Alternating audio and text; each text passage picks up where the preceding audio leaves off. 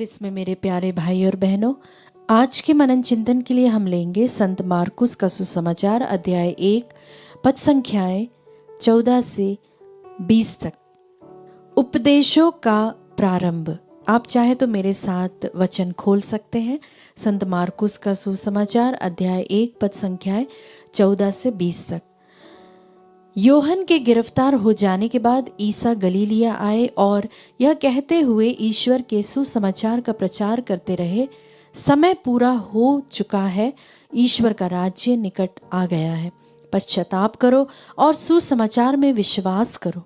गलीलिया के समुद्र के किनारे से होकर जाते हुए ईसा ने सिमोन और उसके भाई आंद्रियस को देखा। वे समुद्र में जाल डाल रहे थे क्योंकि वे मछुए थे।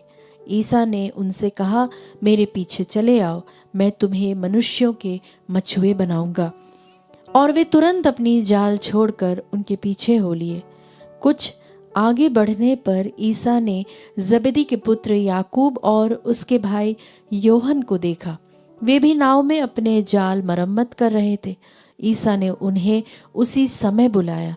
वे अपने पिता जबेदी को मजदूरों के साथ नाव में छोड़कर उनके पीछे हो लिए।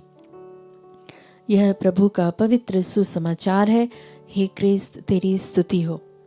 क्रिस्त में मेरे प्यारे भाई और बहनों, अभी अभी हमने जो सुसमाचार सुना है वह है संत मार्कुस का सुसमाचार, उसके अध्याय 1 पद संख्या 14 से 20 तक। प्यारे मित्रों, सबसे पहली जो आयत है जिस पर मैं आपका ध्यान ले जाना चाहती हूँ वह है, तुरंत अपने जाल छोड़कर उनके पीछे हो लिए। ध्यान से सुनिए, तुरंत अपने जाल छोड़कर उनके पीछे हो लिए। योहन बपतिस्ता की गिरफ्तारी के बाद ईसा गलीलिया में सुसमाचार का प्रचार आरंभ करते हैं।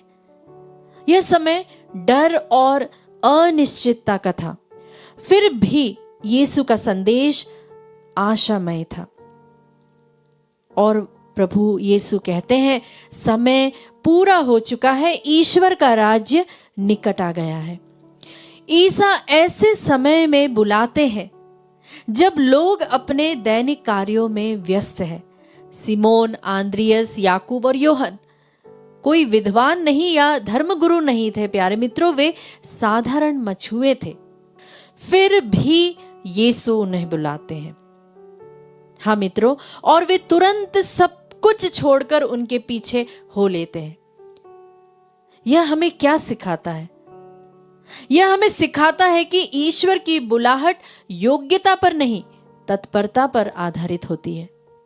जैसा कि प्रभु का वचन कहता है कि समय पूरा हो चुका है। यह केवल घड़ी का समय नहीं है, बल्कि ईश्वर का अनुकूल समय, जिसे हम कहते हैं कायरोस, वह क्षण जब परिवर्तन संभव है। और दूसरी बात है पश्चाताप और विश्वास। पश्चाताप का अर्थ केवल पाप से मुड़ना नहीं है, बल्कि सोच और अपनी दिशा बदलना है, ईश्वर की ओर मुड़ जाना है। और तीसरी बात है प्यारे मित्रों, प्रभु जो है वह साधारण लोगों को चुनता है। ईसा मछुओं को चुनता है। क्यों? क्योंकि वे धैर्यवान थे, परिश्रमी थे और प्रतीक्षा करना जानते थे। ईश्वर असाधारण कार्यों के लिए साधारण लोगों का इस्तेमाल करता है। और चौथी बात जो हमें ध्यान देनी चाहिए वह है जाल छोड़ना। जाल केवल मित्रों पेशा नहीं है, बल्कि वह सिक्योरिटी, सुरक्षा, पहचान और आराम का प्रतीक है। ईसा का अनुसरण करने के लिए कभी कभी हमें अपनी सुविधाओं को छोड़ना पड़ता है। प्यारे मित्रों, व्यक्तिगत जीवन में किसी बुरी आदत या नकारात्मक सोच को छोड़ना ही जाल को छोड़ने के बराबर है। ईश्वर के लिए समय निकालना, वह भी प्यारे मित्रों आज का जाल छोड़ने के बराबर है। परिवार और रिश्तों में अहंकार छोड़ना, क्षमा करना, संवाद और प्रेम को प्राथमिकता देना केवल लाभ नहीं, बल्कि ईमानदारी और सेवा को चुनना, किसी जरूरतमंद की सहायता के लिए समय निकालना, ये सब प्यारे मित्रों मनुष्यों के मछुए बनने के आधुनिक रूप हैं। ईश्वर आपको बुलाने से पहले परिपूर्ण नहीं बनाते, बल्कि बुलाकर आपको परिपूर्ण करते हैं। जब आप ईसा पर भरोसा करते हैं तो साधारण जीवन भी उद्देश्य से भर जाता है। आज्ञाकारिता प्यारे मित्रों चमत्कार का द्वार खोलती है। संत मार्कुस का यह सुसमाचार हमसे एक साधारण सा प्रश्न पूछता है कि यीशु आज मुझे किस जाल को छोड़ने के लिए बुला रहे हैं। हम अपने आप से पूछें प्यारे मित्रों, हम आज के इस आधुनिक दुनिया में कई सारे जालों के बीच में फंसे हुए हैं। हो सकता है वो हमारी आदतें हो सकता है वह हमारे कंफर्ट जोन हो सकता है हम किसी चीज के आदी बन चुके हैं, हमारे अपने खुद की आदतें हों।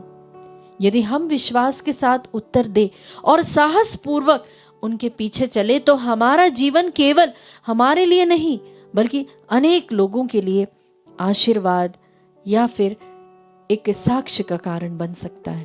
प्यारे मित्रों, आइए इस वक्त जब हम परम प्रसाद में उपस्थित हमारे प्रभु यीशु की ओर देखते हैं तो हम उससे प्रार्थना करें कि प्रभु मुझे भी आपके पीछे चलने का साहस दीजिए, वरदान दीजिए, ताकि मैं मनुष्यों के मछुए बन सकूं, आपकी बुलाहट को सुन सकूं और उसका उत्तर दे सकूं। आमीन।